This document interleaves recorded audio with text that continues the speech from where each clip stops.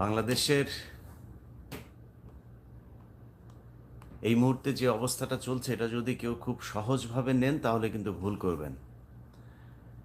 আমার কাছে যে তথ্য সেটা হচ্ছে হিন্দুরা বাংলাদেশের এই যে শাহবাগ সহ বিভিন্ন জায়গায় তারা খুব সুপরিকল্পিতভাবে তারা জড়ো হওয়ার চেষ্টা করছে এবং এটার পেছনে মূলত কাজ করছে হচ্ছে আওয়ামী লীগ। আওয়ামী লীগ হিন্দুদের নামে হিন্দুদের ব্যানারে তারা জড়ো হবার চেষ্টা করছে এবং একটা বিশৃঙ্খলা তৈরি করার চেষ্টা করছে। সেইখানে আপনারা দেখবেন এখন মানে এই গত 4-5 দিনের যে খবর, একটা দল তারা এরই মধ্যে আপনার কোন গার্মেন্টস কে খাবে, কোন দোকান কে খাবে, এগুলো নিয়ে নাকি কামড়াকামড়ি শুরু করে দিয়েছে। সো এগুলোর আগে না 15 বছর বহুত প্যাদানি খাইছেন।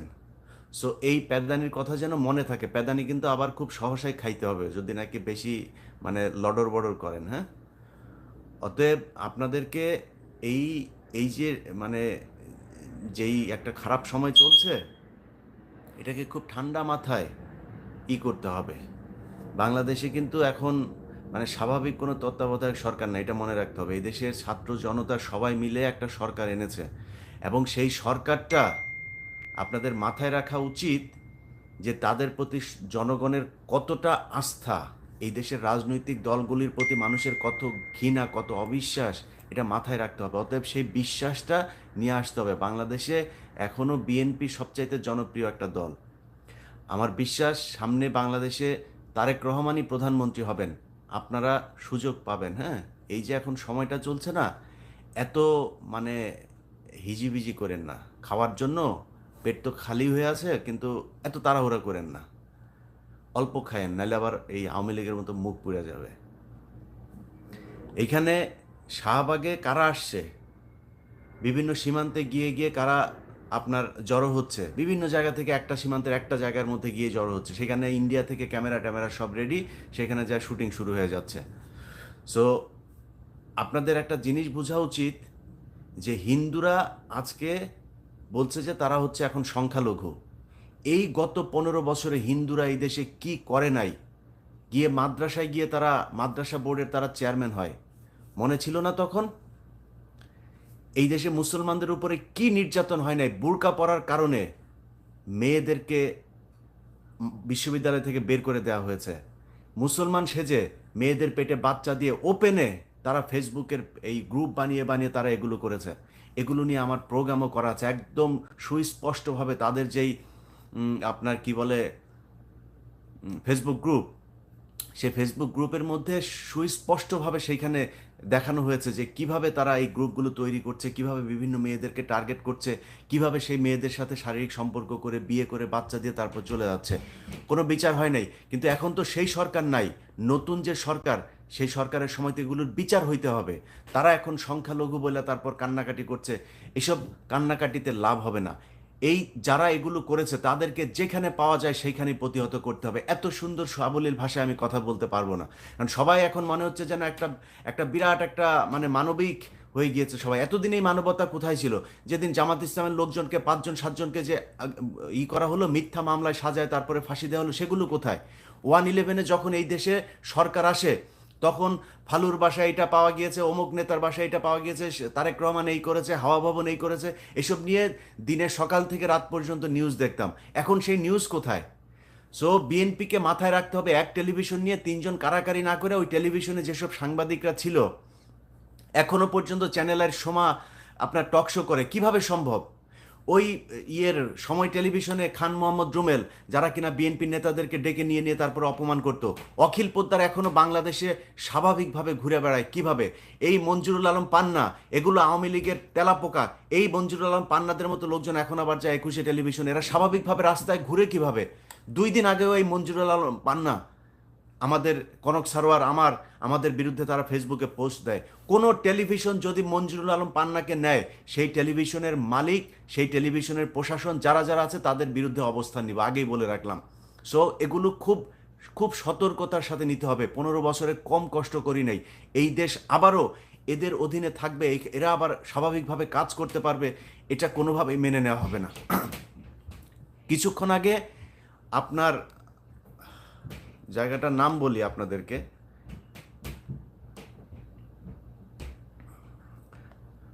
লালমনিরহাট হাতীবান্ধা উপজেলার গোতামারি সীমান্ত, সেইখানে প্রায় 500 মতো হিন্দু জড়ো হয়েছে। তাদের সাথে নাই কোনো স্ত্রী, নাই সন্তান, মানে মনে হচ্ছে একটা মিছিলে গিয়েছে, সব যুবক ছেলেরা পুরুষেরা যায়, তারপর সেখানে হাজির। কি হয়েছে, তাদেরকে নাকি এখানে পেটাচ্ছে, পেটায় তারপর করছে। ওই এলাকার মানুষজনের বক্তব্য দেখলাম, ওই এলাকায় হিন্দু এক চেয়ারম্যান আছে, তার বক্তব্য শুনলাম, সে বলছে যে এগুলো আমরা চিনি না, এদেরকে আমরা কাউকে চিনি না। তাহলে কারা ওইখানে গেল, কারা এই এই আয়োজন করলো কারা? আবার ওই পাশে বিএসএফ এর অফিসাররা সব হাজির মাইক টাইক নিয়ে। আমি একটা প্রোগ্রাম করছি, সেই প্রোগ্রামে আমি দেখাবো এই জিনিসগুলো যে কিভাবে হিন্দুরা করছে। আপনারা এত সহজে ভুলে গেলে হবে না। এরা গত 15 বছরে কতটা, একটা থানার ভেতরে একজন হিন্দু যদি থাকে, সে পুরো থানার, মানে এসআই, হিন্দুর এসআই ওসিকে থ্রেট করে। একটা অফিসের ভেতরে একটা হিন্দু যদি থাকে, সে পুরো অফিসকে নিয়ন্ত্রণ করে। এই কয়েকদিন আগে 21 টেলিভিশনের কথাই বলি, পীযূষ বন্দ্যোপাধ্যায় এখন পালিয়েছে। সে খবর শুনেই এই কয়েকদিন আগে সে পালিয়েছে। সে জানতো যে একটা সমস্যা হতে যাচ্ছে, পালিয়ে সে চলে গিয়েছে। কিন্তু এই এতদিন ধরে বিভিন্ন প্রেজেন্টারদেরকে উত্ত্যক্ত করা, মেয়ে রিপোর্টারদেরকে উত্ত্যক্ত করা, এসব খবর আমাদের কাছে এসছে, কিচ্ছু বলতে পারি নাই। সো সেই হিন্দুরাই তো এখন আওয়ামী লীগ সেচ্ছে। আপনি ক্ষমতায় যখন থাকবেন তখন আপনি হিন্দু, আপনি ভারতের সরাসরি করবেন, অখণ্ড ভারত করবেন, সেই ঘোষণা দিবেন। তো এখন আপনি আবার সংখ্যালঘু হন কিভাবে? গোবিন্দ প্রামাণিক, তাকে যেখানে পাওয়া যায় সেইখানে প্রতিহত করতে হবে, যেখানে পাওয়া যায়। আল্লাহর ওয়াস্তে এই ব্যক্তি বাংলাদেশকে অখণ্ড ভারতের অংশ করতে চেয়েছে। এখন যত সুন্দর করে কথা বলতে চাক, এগুলো সময় দেয়া যাবে না। আমার যে কষ্ট, আমার চাইতে বেশি কষ্ট এই ভারতের কারণে, এই হিন্দুদের কারণে আপনারা এখানে মানে সহ্য করেছেন। অতএব আপনাদেরকে এগুলো প্রতিহত করতে হবে। গোবিন্দ প্রামাণিককে খুব সহসা তাকে আইনের আওতায় আনতে হবে রাষ্ট্রদ্রোহিতার অভিযোগে। কারণ সে বলেছে প্রকাশ্যে, সেটার ভিডিও আছে, যে আমাদের এটা হচ্ছে তাদের পবিত্র কি কি মাটা, তাদের নামটাম বললো, বললো এটা আমার সেই হরিশঙ্করদের দেশ, অতএব এটা অখণ্ড ভারত এবং মোদি আমাদেরকে হেল্প করবেন। গোবিন্দ প্রামাণিককে যেখানে পাওয়া যায় সেখানে প্রতিহত করতে হবে। আবারও বলছি, এই বদমাইশ হচ্ছে হিন্দু মহাজোট, হিন্দু যুবজোট, হিন্দু ছাত্রজোট, এই সবগুলো সংগঠন সে তৈরি করছে। আপনাদের মনে করার কোনো কারণ নাই আওয়ামী লীগ হিন্দু সব পালিয়ে গেছে। আওয়ামী লীগের কেউ পালাইতে পারে নাই, হিন্দুও পালাইতে পারে নাই। আওয়ামী লীগের সব, মানে 80% আওয়ামী লীগের নেতা টেতা, বিভিন্ন প্রশাসনে যারা ছিল, সব ক্যান্টনমেন্টে আটক আছে। সো তাদেরকে হয়তো সেনাবাহিনী ঠিক ঠান্ডা একটা সময় হলে পুলিশের কাছে ছাড়বে। তাদের নিরাপত্তার কারণে তাদেরকে এখন ছাড়া হচ্ছে না। তাদের আম্মু কিন্তু তাদের কাউকে বলে নাই এই যে অবস্থা। শেখ হাসিনা কিন্তু নিজের পরিবারটা নিয়ে আর কাছের কিছু লোকজন নিয়ে সে ভেগে গিয়েছে। কাউকে এই ঘোষণাটা দেওয়া যায় নাই, একটা ফেসবুক পোস্টও করে নাই যে এরকম পরিস্থিতি, তোমরা যে যে যার যার মতো নিরাপদ স্থানে চলে যাও। সবাই আটক আছে। আর যারা এলাকার যেসব নেতাকর্মী, তারা কিন্তু এখন ঘাপটি মেরে আছে। যদি সুযোগ পায়, এটা মনে রাখতে হবে, আপনারা যারা সাধারণ মানুষ করুক, বিএনপি করুক, জামায়াত করুক, আওয়ামী লীগের বাড়িঘর তো পোড়ানো হয়েছে, কোনো এমপির বাড়ি বাকি নাই, সবার বাড়িঘর পোড়ানো হয়েছে। তারা সুযোগ পাইলে আপনাদের কি করবে একটু মাথায় রাখতে হবে। সেটা মাথায় রেখে তারপরে এই যে স্বাধীনতা অর্জন হয়েছে, সেই স্বাধীনতাটাকে রক্ষা করতে হবে, এটা মনে রাখেন। হিন্দুরা এখন যতই সুন্দর করে সাজুক, তারা হচ্ছে গিয়ে আমি আমার ভিডিওতে পরে আমার অবস্থানটা আমি পরিষ্কার করি, আমি সাধারণ হিন্দুদের বিরুদ্ধে না। কোনো মুসলমান হিন্দু খ্রিস্টান বৌদ্ধ এরকম আলাদা করতে পারে না, তারা করেছে। হিন্দু বৌদ্ধ খ্রিস্টান ঐক্য পরিষদ করেছে। মুসলমানরা কি বাংলাদেশে নাই? 95% 90% মুসলমান। আর আপনি মুসলমান বাদ দিয়ে ঐক্য পরিষদ তৈরি করেন, কেমনে সম্ভব? কোন মুসলমান আপনাকে করেছে? কোন মসজিদের ইমাম আপনাকে গিয়ে জোর করে তারপর হিন্দু বানাইছে? আমি নিজেও সেটা সমর্থন করি না, যদি কোনো হিন্দুকে শুধু হিন্দু হবার কারণে তার উপরে কোনো নির্যাতন করা হয়। কিন্তু আপনি আওয়ামী লীগ করবেন, আবার দুই দলের সময় আপনি সমানভাবে সুযোগ নেবেন, আর যখন আওয়ামী লীগ আসবে তখন আবার এই রাষ্ট্র ভেঙে তারপর ভারতের সাথে যুক্ত হওয়ার জন্য করবেন। আমার এই ইউটিউব চ্যানেলে সেই প্রোগ্রাম আছে, মেয়েদেরকে পেটে বাচ্চা দিয়ে ভেগে যাও। এই এই তাদের এই যে হিন্দু মহাজোট, যুবজোট যা যা আছে, এগুলোতে আপনার সেই আমাদেরই একজন, আমি সেখানে তাদের গ্রুপে অ্যাড করিয়েছিলাম হিন্দু পরিচয় দিয়ে। তাদের যে চ্যাট, এক একজনের চ্যাট, গাজীপুরে যাও, গাজীপুরে গার্মেন্টসগুলোতে মেয়েদেরকে সহজে পটানো যায়, সেখানে গিয়ে তারপরে তারা মুসলমান সাজে, মুসলমান এক নাম দিয়ে তারপরে হিন্দু মেয়ে, এই মুসলমান মেয়েদের সাথে তারা প্রেম করে, প্রেম টেম করে তারপরে পেটে বাচ্চা টাচ্চা দিয়ে চলে আসে। পরে জানা যায় যে সে এক ডাক্তার খুলনাতে, সে গিয়ে বলেছে যে আমি হচ্ছে গিয়ে আপনার মুসলমান, কলমা টলমা কিছু শিখে, নামাজ টামাজ শিখে তারপর যা বলে আমাকে মুসলমান বানান। তো মুসলমান মেয়েরাও তাদের চুলকানি বেশি, এই চুলকানির কারণে তারা যায় তার কাছে আপনার করে সব কিছু দিয়া টিয়া, তারপরে হাতায় দেখে যে জামাই তো হিন্দু। তো আপনি আগে কোথায় ছিলেন? তার পরিবারের খোঁজ নেবেন না? পরিবারের খোঁজ নিয়ে আপনি তার সাথে আকাম কুকাম করে কাপড় টাপড় খুলে এরপরে বাচ্চা নিয়ে নিলেন। তো এইভাবে তারা এগুলো করেছে। সো এগুলো যারা করেছে তাদেরকে যেখানে পাওয়া যাবে সেখানে প্রতিহত করতে হবে। সাধারণ হিন্দু যদি কেউ মনে করেন আপনি সাধারণ হিন্দু, আপনি আমার ভাই, কিন্তু সেটার পরিচয় আপনাকে দিতে হবে, শুধু মুখে বললে চলবে না।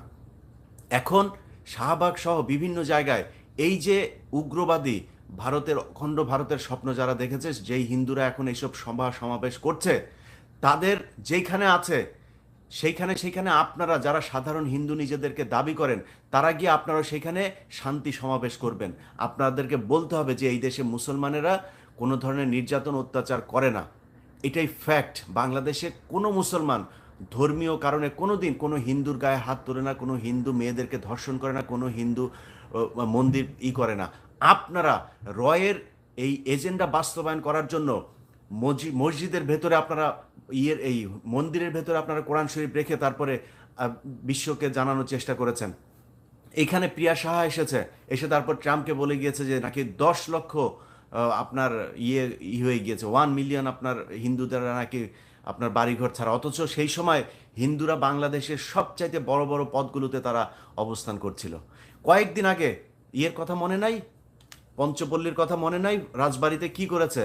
সেখানে 2টা ভাইকে শুধু কোনো কারণ ছাড়া, সেখানে তারা হিন্দু অধ্যুষিত, এই জন্য 2টা ভাইকে আপনার মেরে ফেললো একটা নাটক সাজিয়ে। এগুলো তো আমরা ভুলে যাই নাই। এগুলোর হিসাব এই দেশের যেই হিন্দুরা এগুলো করেছে তাদেরকে দিতে হবে। আমি মনে করি বাংলাদেশের ভাইয়েরা আল্লাহর ওয়াস্তে কারাকারি বাদ দিয়া স্বাধীনতাটা রক্ষা করেন। এখনো বিপদ আছে। আমি কিছুক্ষণ আগে গোয়েন্দা সংস্থার একজনের কাছে শুনলাম, সে আমাকে বলল যে ভাই একটা ভিডিও করে মানুষকে জানান যে এই হিন্দুদের ইয়েতে কিন্তু আপনার আওয়ামী লীগ আসছে। এবং আমি সেখানে কিছু বক্তব্য দেখলাম, কিছু টেলিভিশন নিউজ দেখলাম, সেখানে সময় টেলিভিশন এখনো সময় টেলিভিশনের মালিকের হাতে থাকে কেমন? এখন যায় দখল করেন। ওইখানে যেই কয়টা ছিল সব কয়টা বাদ। খান মোহাম্মদ রুবেল, তারপরে এই যে শেখ হাসিনা নিউজগুলো যেগুলো করতো, তুষার আব্দুল্লাহ, যা আছে সব বাদ যাবে। নতুন লোক সেখানে কাজ করবে, বহুত সাংবাদিক আছে। এই সময় টেলিভিশন সেখানে শাহবাগে যায় যে ভিডিও করছে, আপনারা নিউজগুলো দেখেন সময় টেলিভিশনের, মনে হচ্ছে সে রিপোর্টার না, সে রয়ের একজন এজেন্ট, হিন্দুদের একজন প্রতিনিধি হয়ে তারপরে উস্কানি দেওয়ার চেষ্টা করছে। এদেরকে প্রতিহত করতে হবে। এইটা না করে তারপরে আপনারা যে যার মতো সুযোগ সুবিধা নিয়ে ওর পরিচিত ও ভাই, ও তো আওয়ামী লীগ করলেও অত বেশি খারাপ ছিল না, ওরে রাখেন। আওয়ামী লীগ করলেই তাকে রাখা যাবে না। এটা যদি না করেন, আমি ইলিয়াস হুসাইন আজকে বলে গেলাম, আজকে আগস্টের 11 তারিখ, খুব সহসায় আপনাদেরকে বিপদের সম্মুখীন হইতে হবে। আর সেনাবাহিনীকে বলবো, সেনাবাহিনীর আপনাদের প্রতি আমাদের সম্মান, আপনাদেরকে আমরা ভালোবাসি। আপনাদের কারণেই এই বিজয় অনেক সহজ হয়েছে। আপনারা না করলেও বিজয় এটা আসতোই, কিন্তু আপনাদের কারণেই বিজয় সহজ হয়েছে। আপনারা আমাদের পাশে দাঁড়িয়েছেন। আপনাদের কাছে অনুরোধ, আপনারা আমার কোনো কথায় ভুল হইতে পারে, আমার তথ্যে গ্যাপ থাকতে পারে, কিন্তু আপনি জানেন আসলে ক্যান্টনমেন্টে কি ঘটেছে, এই গত 15 বছরের কিভাবে আপনাদেরকে নিয়ন্ত্রণ করেছে। আমি মনে করি আপনাদেরকে মালদ্বীপের মতো খুঁজে একদম প্রতিটা রয়ের সদস্য যারা রয়ের হয়ে কাজ করেছে তাদের বিরুদ্ধে ব্যবস্থা নেওয়া। আর ক্যান্টনমেন্টে যেগুলি আছে, আওয়ামী লীগ যেগুলি আছে, ওগুলি একটু ছেড়ে দেন, জনগণ একটু বিচার করুক।